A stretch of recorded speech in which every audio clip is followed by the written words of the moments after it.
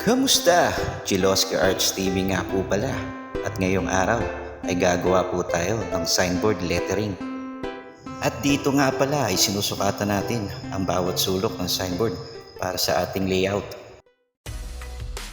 At ile-layout nga po pala natin ito sa computer para makuha natin ang tamang size ng letra mamaya sa signboard.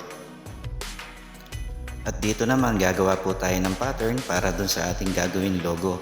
Dalawa po kasing logo ang gagawin natin, baliktaran, kaya kailangan po ay magkamukha sila. At ito na nga po ang naging sketch ng ating logo. After po nyan ay kakat na po natin siya para po iisang sukat lang ang kalalabasan.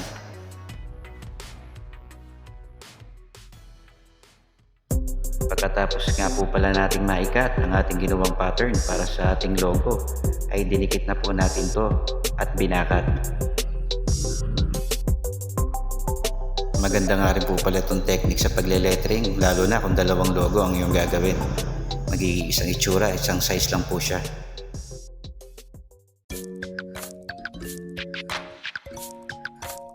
Ito nga po pala ang resulta ng ating binakat pattern kanina. At dito ay sisimulan na rin po natin magletra. Medyo patanghali na nga rin po pala, hindi pa tayo nag-aalmusal kaya dinalan ako ng aking asawa ng pagkain.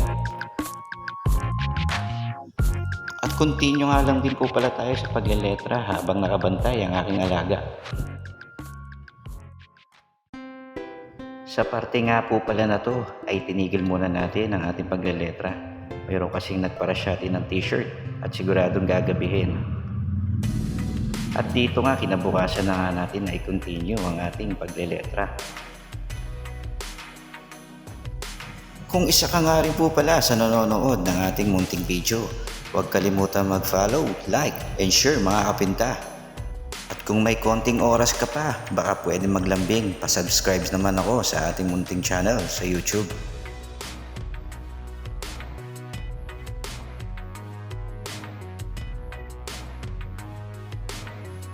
Ito na nga rin po pala ang ating finished product para sa ating signboard lettering.